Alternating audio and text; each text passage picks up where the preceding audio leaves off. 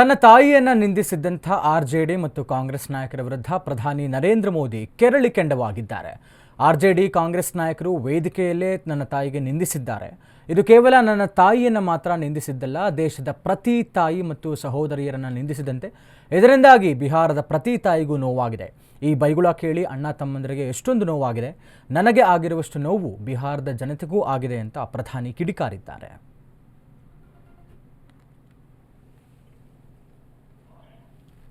हमारा संसार होती है, मां ही हमारा स्वाभिमान होती है।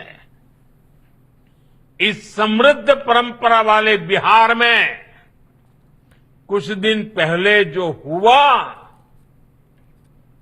उसकी मैंने कभी कल्पना तक नहीं की थी। किसी बिहार के मेरे भाई बहन ने कल्पना नहीं की होगी, हिंदुस्तान के किसी व्यक्ति ने कल्पना नहीं की होगी। बिहार में आरजेडी ತೆಲಂಗಾಣದ ಬಿಎಸ್ಆರ್ ಪಕ್ಷದಲ್ಲಿನ ಆಂತರಿಕ ಭಿನ್ನಮತ ಜೋರಾಗಿದೆ. ಮಾಜಿ ಸಿಎಂ ಕೆ ಚಂದ್ರಶೇಖರ್ ರಾವ್ ತಮ್ಮ ಪುತ್ರಿ ಎಂಎಲ್ಸಿ ಕವಿತಾ ಅವರನ್ನು ಪಕ್ಷದಿಂದಲೇ ಹೊರಹಾಕಿದ್ದಾರೆ. ಪಕ್ಷ ವಿರೋಧಿ ಚಟುವಟಿಕೆ ನಡೆಸಿದಂಥ ಆರೋಪದ ಅಡಿ ಪರಿಷತ್ ಸದಸ್ಯೆ ಕವಿತಾ ಅವರನ್ನು ಉಚ್ಚಾಟನೆ ಮಾಡಿ ಬಿಎಸ್ಆರ್ ಪಕ್ಷ ಆದೇಶವನ್ನು ಹೊರಡಿಸಿದೆ. ಇತ್ತೀಚೆಗಷ್ಟೇ ಕಾಳೇಶ್ವರಂ ಯೋಜನೆಯ ಬಗ್ಗೆ ಸಿಬಿಐ ತನಿಖೆಗೆ ಆದೇಶಿಸುವಂಥ ತೆಲಂಗಾಣ ಸರ್ಕಾರದ ನಿರ್ಧಾರದ ಬಗ್ಗೆ ಕವಿತಾ ಪ್ರತಿಕ್ರಿಯೆಯನ್ನು ನೀಡಿದರು.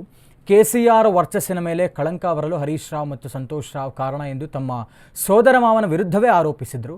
ಅಷ್ಟೇ ಅಲ್ಲದೆ ತಮ್ಮ ತಂದೆಯ ವಿರುದ್ಧ ಇವರೇ ಪಿತೂರಿ ಮಾಡಿದ್ದಾರೆ, ಇವರಿಬ್ಬರ ಹಿಂದೆ ರೇವಂತ್ ರೆಡ್ಡಿ ಇದ್ದಾರೆ ಎಂದು ಆರೋಪಿಸಿದರು. ಇದೇ ವರ್ಷ ಮೇ ತಿಂಗಳಿನಲ್ಲಿ ಕವಿತಾ ಅಮೆರಿಕಾಗೆ ತೆರಳುವ ಮುನ್ನ ತಂದೆ ಕೆಸಿಆರ್ಗೆ ಪತ್ರವನ್ನು ಕೂಡ ಬರೆದಿದ್ದರು. ಈ ಪತ್ರದಲ್ಲಿ ಪಕ್ಷದೊಳಗಿನ ಆಂತರಿಕ ಸಮಸ್ಯೆಗಳ ಬಗ್ಗೆಯೂ ಕೂಡ ಸುಳಿವನ್ನು ನೀಡಿದರು. ಈ ಪತ್ರ ಸೋರಿಕೆಯಾದಂಥ ಬಳಿಕ ಬಿಎಸ್ಆರ್ ಮತ್ತು ಕವಿತಾ ನಡುವಿನ ಬಿರುಕು ಬಹಿರಂಗಗೊಂಡಿತ್ತು. ಅಮೆರಿಕಾದಿಂದ ಬಂದ ಬಳಿಕ ಕವಿತಾ ಬಹಿರಂಗವಾಗಿಯೇ ಪಕ್ಷದ ನಾಯಕರ ವಿರುದ್ಧ ಹೇಳಿಕೆಯನ್ನು ನೀಡಿದರು. ಇದೀಗ ಪಕ್ಷದಿಂದ ಪುತ್ರಿಯನ್ನೇ ಎಂಎಲ್ಸಿ ಕವಿತಾ ಅವರನ್ನು ಸದ್ಯಕ್ಕೆ ಪಕ್ಷದಿಂದ ಹೊರಹಾಕಲಾಗಿದೆ.